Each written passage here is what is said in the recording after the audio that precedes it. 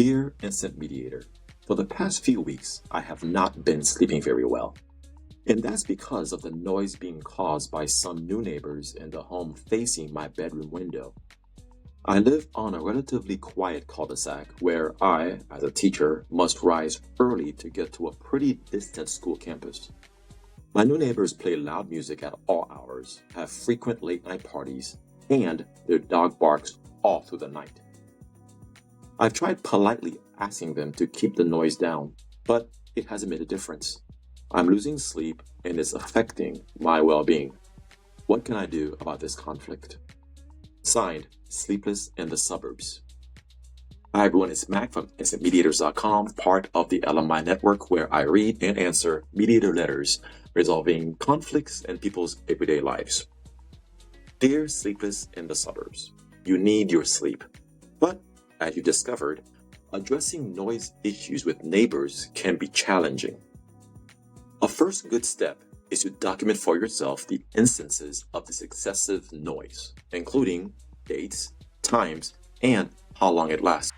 This record can be helpful for later when you try to address this problem through the law, because documenting the noise provides concrete evidence confirming you're not making this up. But before we get to the law, let's talk about conflict resolution. Consider sending a polite but firm written letter to your neighbor outlining the specific noise issues and how they are impacting you.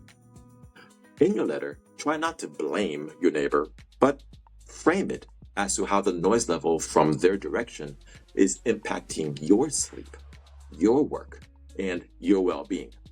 It may help if you reference in the letter your community's noise laws or ordinances so that the neighbor can understand that the civil rules already exist over this and that this problem may very well warrant the authorities intervening. So they may not want to escalate it. The benefit of writing down this kind of communication is that it provides a clear and documented request. I admit that letters like this can feel kind of impersonal, and it could actually raise tensions if not worded carefully.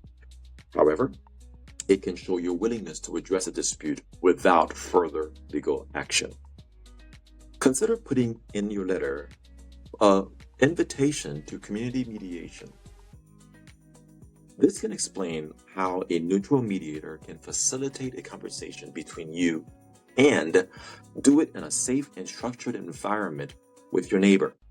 If your neighbors accept your mediation invite, then the mediator can help both of you guys understand that each other has their perspectives and can help you guys work towards finding mutually agreeable solutions. Like, for example, establishing quiet hours, or maybe finding ways to address this dog barking.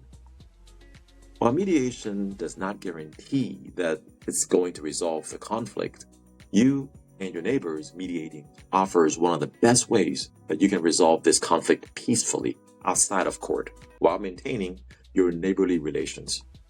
Look, you're a busy teacher and you probably don't have time to be going to court, but you also need your sleep. So give mediation a try and let's see what happens.